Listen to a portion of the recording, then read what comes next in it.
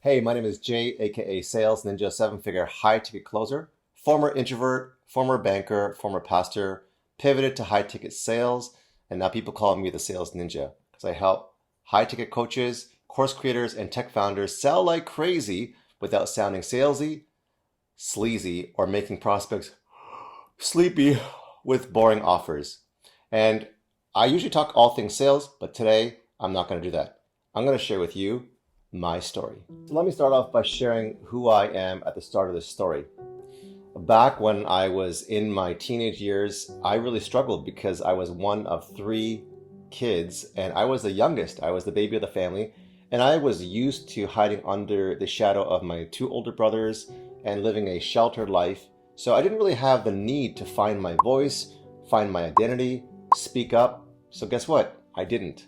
In fact, I remember in grade 8 when my guidance teacher came along and was asking a question, a simple question, which was, what age would be appropriate for dating? And people were saying 13, 11, kind of the age that we were at already in grade 7 and 8. We had a split class. And when the guidance teacher came to me, I didn't even want to say anything because I wasn't used to using my voice. I wasn't thinking that I had any value to bring. So there's a lot of imposter syndrome. And he put me on the spot, and I said, my mom told me that I should start dating when I'm 21, when I finish graduating from university. And there was an eruption of laughter from everyone in the classroom, including the guidance teacher. So it was humiliating. And that put me down into a further spiral of not wanting to speak up, not wanting to stand up, and not wanting to really be known. So I kept spiraling into this introverted lifestyle even throughout my high school years. One more story was I had this crush on this girl in grade 12, and the prom was coming up, and I really, really wanted to ask her out, but I didn't have the courage because of all these experiences that I had. And I ended up asking her very, very last minute. And I thought I was going to die when I was asking her. And she looked at me and said, Jay, I wish you had asked me earlier because I would have said yes, but I'm going to say no because you were too late. Mic drop. And that's the thing. That taught me that timing is everything.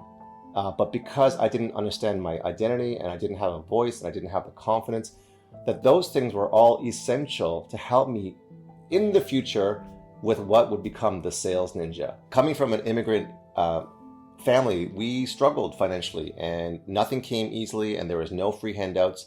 My parents were driving downtown to get some cold cuts and some meats for the sandwich shop, and they asked me to tell the police officer, because parking in downtown, let's face it, is crazy, and they usually give parking tickets within minutes of parking.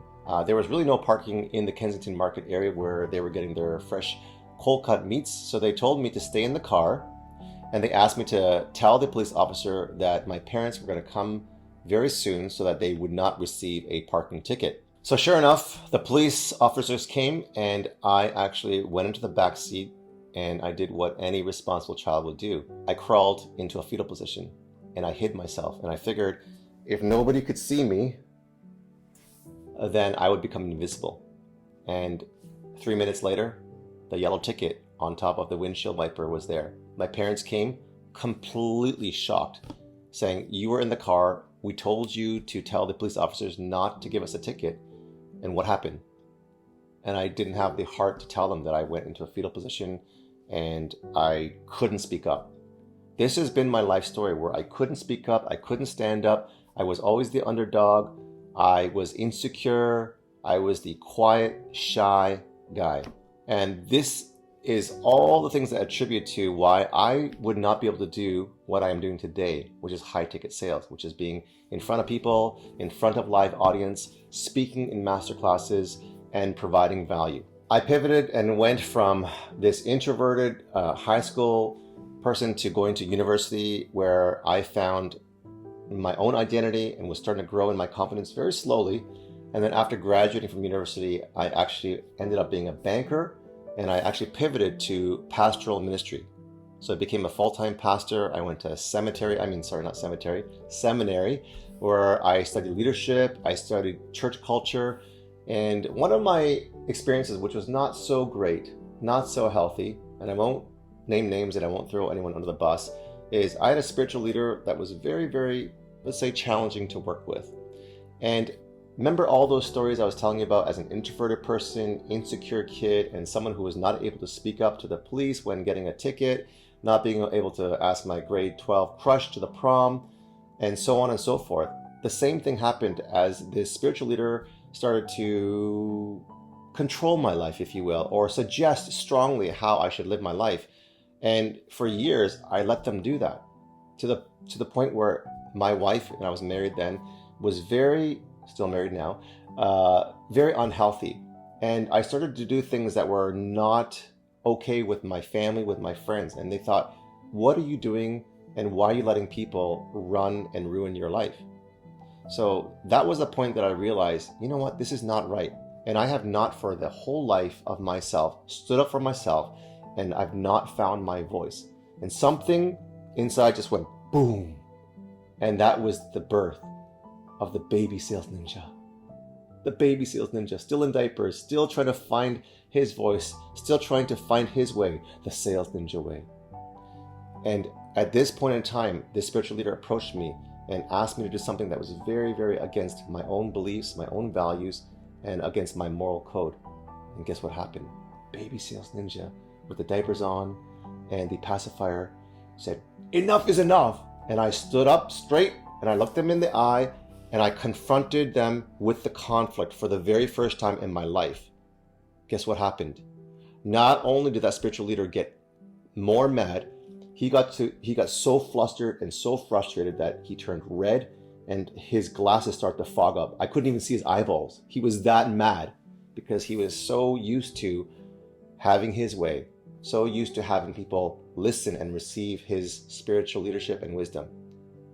Long story short, that was the best move I've ever had, to be able to stand up, to be able to speak. And from that day forward, baby sales ninja started to crawl, started to walk, and started to fly. And since then, I've been able to confront conflict straight in the eyeballs in a way with sales, to be able to look people into the eye, stare into the soul, and say, how can I help you? Because guess what? I'm a mess, but I have a message. I was once introverted. Now I know how to care and serve you to the best of my ability that God has gifted. Oh. So I'm here with a passion and a mission and a purpose to help you to sell more, to give more. Before this happened, and while this was happening with this leadership issue in the spiritual realm with the church, I was feeling really, really, I don't know, just bad, like unhealthy and just emotionally, physically. I actually started getting sick. And I was getting drained and I was just exhausted. So I just knew that at the point where I got physically sick, to the point where I got laryngitis, I had this terrible headache and flu-like symptoms, where I was bedridden, I knew that something was deathly wrong. Something was deathly wrong because it affected my body, my mind, my spirit, my mental capacity, and my emotion. And I hit rock bottom. I was discouraged. I was depressed. I didn't even know who to go to because I trusted this spiritual leader to help guide and navigate me in a situation like this. But because I was dependent on them, I didn't know who to turn to. So this impacted every area of my life. My family, my friends. I actually lost friends. And even my family was wondering what I was doing. And my wife was just confused and just really, I don't know, just really sad that we weren't living a healthier life, a better life. And because of our relationships being affected with our friends and family, it was a really dark season to be in, if I'm being completely honest.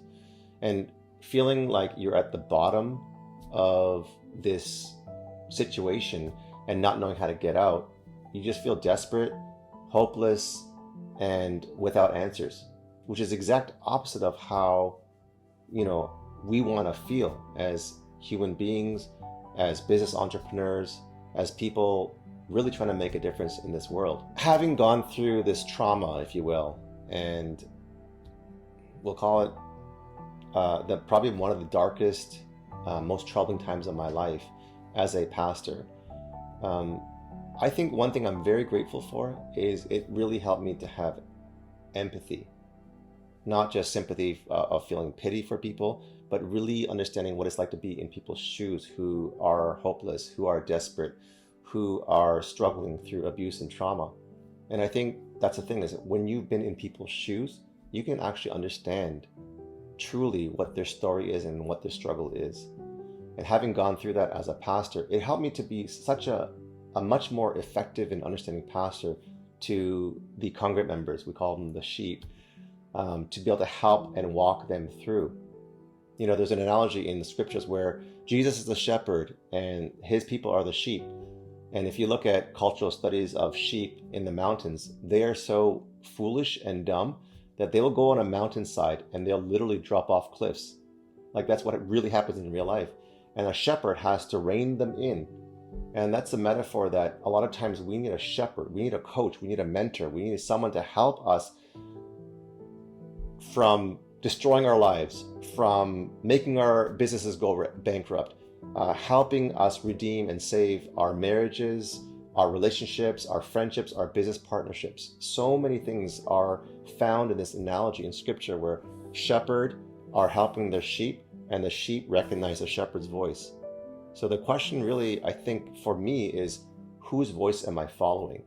And when you do look at growing and scaling your life and your relationships and your business, make sure that you're following the right people. So having been in pastoral ministry and helping start churches for over 10 years and really helping hundreds, if not thousands, of students and other pastors and people across not only Canada, but across North America find fulfillment and purpose, that wasn't for money. That was truly out of service and of love for God and for others. And I think that really taught me the value of time and relationships, which I think are really, really key for what I'm doing today. Over these 10 years of pastoral ministry, what was happening was lives were being transformed, but my bank account was going down because my missionary support and my people that were supporting me were going down, because people were saying, you're doing such a great job. We actually don't need what you're doing because you've already helped us grow our churches, help grow our campus ministries. And so unless I moved to places like Winnipeg and Edmonton, no offense, my friends from Winnipeg and Edmonton, but I didn't feel called to go to those places. And they said, unless you move to these places that were more remote and needed my help, that there was no need for what I was doing. And so my missionary support, which is my salary, was dwindling down to about $1,000 a month. And as I was shopping for groceries with my 3 young kids, time and time again, my debit card, my credit card would show insufficient funds. My credit card would get declined, and I would have to walk the walk of shame to the long line of people who were impatiently waiting in the cash line for their groceries to be checked out, and having to return multiple items to try to make ends meet, with my kids saying again, why are we returning items? And it was like that breaking moment where I just said, God, this is so difficult. This is so frustrating. I feel like I'm scared to go to the grocery store. I'm scared to go shopping because every time I go, there's that feeling in the back of my throat that says, what if I don't have enough money again this time? And so it was at that moment where Sales Ninja diaper went to Sales Ninja toddler or teenager and said, that enough's enough.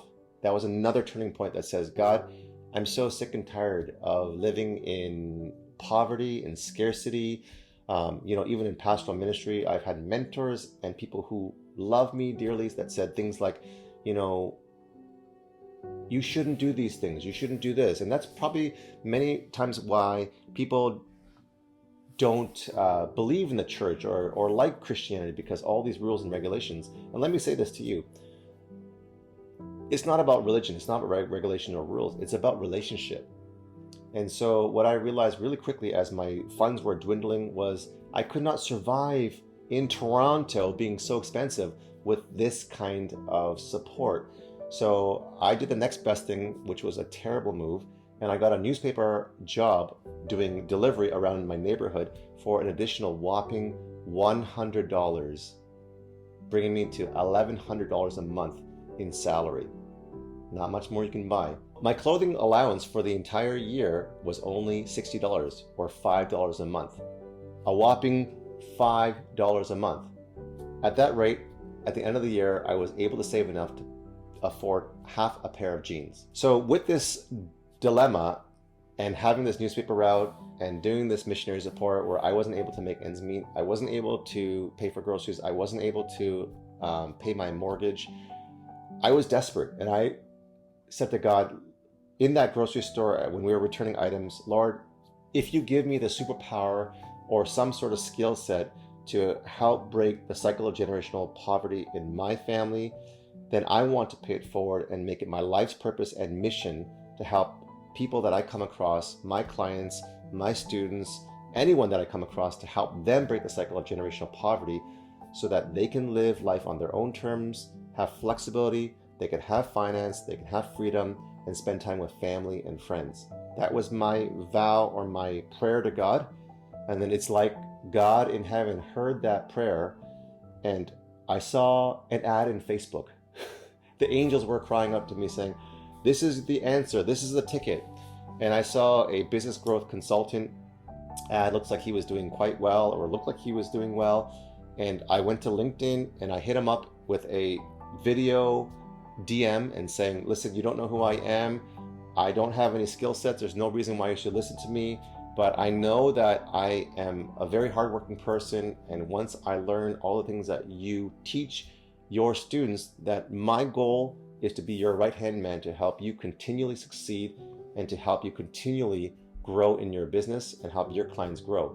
So within, I think it was 45 minutes of that video message, kind of like throwing that prayer into heaven, into the online social media platform space, he within like 30 to 45 minutes messaged me back in LinkedIn and said, let's jump on a Zoom call. And I was a little bit shocked and a little bit, shy because of the celebrity shock of him being all over the place and him driving these Lamborghinis and, just living the life. Got on a call with me and said, listen, there's nothing here for you in terms of job opportunities. You're right. There's no reason why I should listen to anything that you're saying because you have no skills. You have no experience.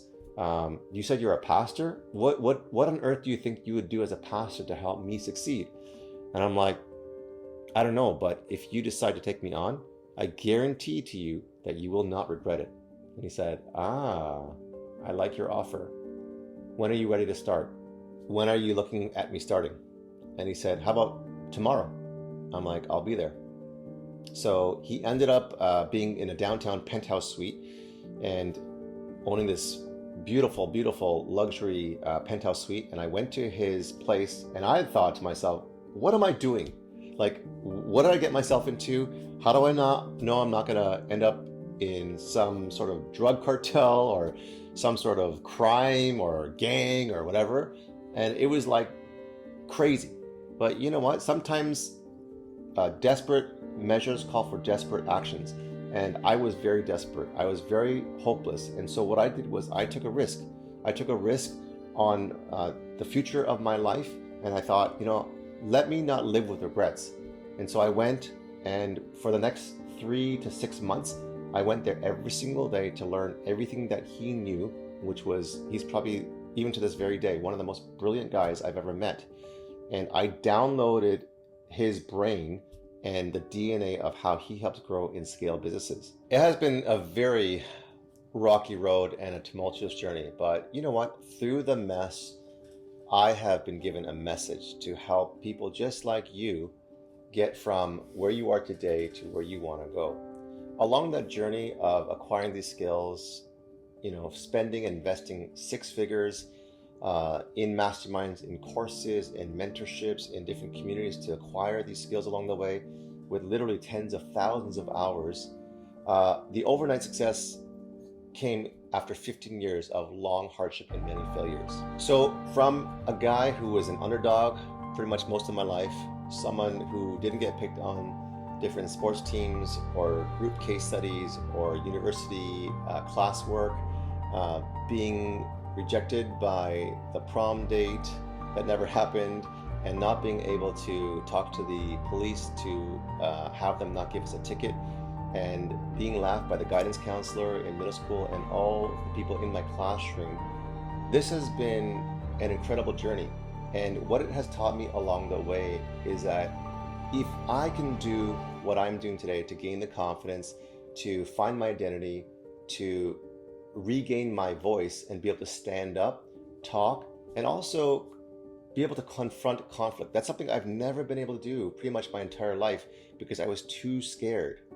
I was too scared. Maybe some of you are in this place where you don't believe in yourself, or you don't have enough confidence, or you're self-sabotaging yourself, or you have limiting beliefs, or you're going through failure after failure, depression, broken relationship. I mean, the list goes on and on. The important thing is that when you have grit, which is that passion and the perseverance and that ability to never ever give up, but to get 1% better and to pick yourself up, to say, today is a new day. It may be hard, I'm not gonna lie, but every day is a gift from God. Every day is a gift from God. The fact that I'm here, living and breathing, I hope I didn't kill you. The fact that I'm here today as a living, breathing human being is evidence that there is worth and value and you are special and loved. So back to the story of how I grew up to be a sales ninja, from baby to toddler to teenager, now to adult sales ninja. So with one of my clients, I was able to help them increase their ticket price by 4,900%, and it was able to grow and scale them from 0 to 16 million in a very, very short time. Two of my recent clients went from 0 to 2 million in 24 months, and one of my actual clients surpassed the $1 million mark. Now, the question may be like, how on earth do you do that? And even with my own personal sales for some high-ticket coaches, I have been able to sell and close over $1 million in sales in only 90 days part-time. Now, with this, I've been able to do this because the service, the love, as a pastor, as a former introvert, as someone who has been rejected, someone who has been forgotten, someone who has not really had a voice and identity, I kind of took all those situations in life, all those turmoils and trauma, and be able to bring redemption and restore those qualities in a way that says, you know what, I understand what you're going through. And it gave me the confidence and the ability to speak into people's life in a way that says, I understand what you're going through. I've actually been in your shoes, or at least I kind of understand what you've been through, and I know how hard this decision is. So with sales and Sales Ninja, I've been able to come alongside people, and instead of selling people, come alongside them and say, how could I help you? How can I serve you? And this really has been able to help people understand that I'm really here to help and serve them versus trying to sell them or close them. So never in a million years did I imagine myself closing millions of dollars. Remember, I came from a family where I was the youngest of 3 boys. I was an introvert, a former banker, a former pastor. I had a poverty mindset, scarcity mindset, self-sabotage, limiting beliefs, and so many more problems, challenges that I never dreamed in a million years that I would be where I am today. And I just want to help, encourage, inspire you that whatever dream that is put into your heart, never give up on those dreams, because there is a way. And for me, it was the Sales Ninja way. And everyone has a story. What is your story? So here are some last words to leave you with. I always say that sales without faith is dead. From the Bible passage, there's a scripture passage that says faith without actions is dead. And sales without faith just means that when you believe in yourself, when you believe in your solution, and when I say this, I mean really, really believe, and you have to go all in. When you believe in yourself, you can do anything. You can achieve anything, but it takes 100% effort of you to make the attempt, to make the effort, and to show up 100%. Because some of us are not all in. And it's really important for us to be all in so we can serve the world. So I want you to sell more. I want you to give more. I want you to break out of financial poverty. I want you to give more to passion projects and charities and local churches and ministries and things that are near and dear to your heart. What's for the future, you ask? Good question. Well, for the future of Sales Ninja, as I continue to grow, as I continue to mature, I have lots of aspirations, dreams to help affect and impact 1,000 coaches and course creators and tech founders in the new year. And you take all those 30 minutes that I've been talking about, from all the failures, all the hardships, not being able to talk, not being able to raise my voice, not being able to find my true identity, so that you can use these situations in your own life to say that if Jay was able to do this and he was able to sell like a sales ninja, then you can too. So my last parting words is, don't give up. Remember to have grit, passion, perseverance. And when you have that combination together, you are an unstoppable force.